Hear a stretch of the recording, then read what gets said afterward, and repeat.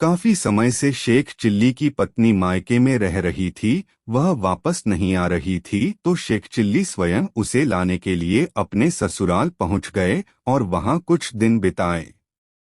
कुछ दिन बिताने के बाद शेख चिल्ली और उसकी पत्नी अपने घर वापस आने के लिए रवाना हुए। शेख चिल्ली के साथ एक घोड़ी भी थी जो काफी दुबली पतली थी। शेख चिल्ली उस पर बैठ गए और चलने लगे और साथ में उनकी पत्नी पैदल चल रही थी। कुछ दूरी जाने के बाद कुछ लोग उनको देखकर बोल रहे थे कि कितना बड़ा मूर्ख है, खुद घोड़ी पर बैठकर चल रहा है और अपनी पत्नी को पैदल लेकर जा रहा है। शेख चिल्ली को बुरा लगा और वह नीचे उतर गया और अपनी पत्नी को ऊपर बिठा दिया। उनकी पत्नी भी थक गई थी, इसीलिए वह घोड़ी पर बैठकर खुश हुई और चलने लगी।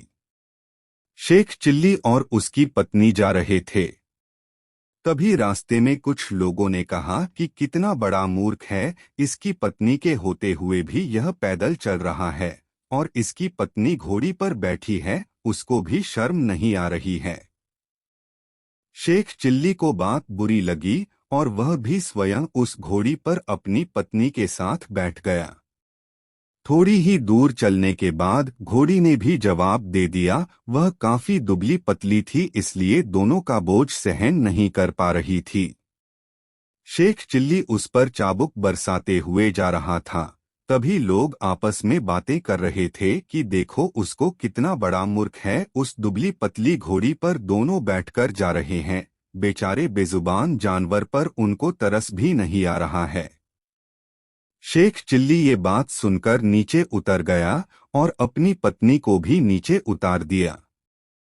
अब शेख चिल्ली और उसकी पत्नी पैदल चल रहे थे और साथ में उसकी घोड़ी भी चल रही थी। कुछ दूर जाने के बाद कुछ लोग फिर शेख चिल्ली के ऊपर हंसने लगे और उसे मूर्ख बोलने लगे और कहने लगे कि साथ में एक घोड़ी होते हुए भी दोनों पैदल जा रहे हैं।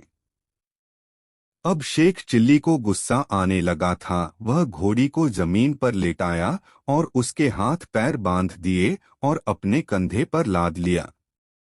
कुछ दूर जाने के बाद फिर कुछ लोगों ने उसका मजाक उड़ाया और कहने लगे, मूर्ख है मूर्ख, देखो कितना बड़ा मूर्ख है, घोड़ी को अपने ऊपर लाद कर जा रहा है।